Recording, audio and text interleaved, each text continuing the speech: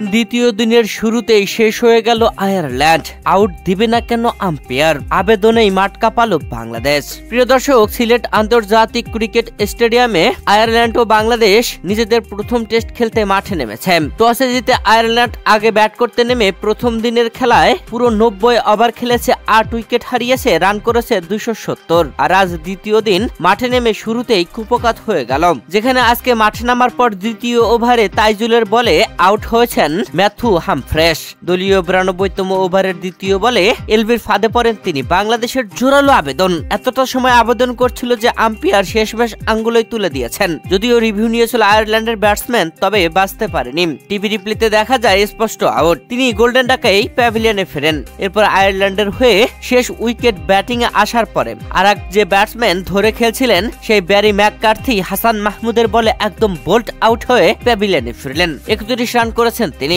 প্রথম দিনের খেলা শেষে আজ 2 ওভার 2 বল খেলতেই 286 রানে অল আউট হয়ে গেছে আয়ারল্যান্ড দল। 287 রানের লিড নিয়ে বাংলাদেশ প্রথম ইনিংসে ব্যাটিং এ নেমেছে।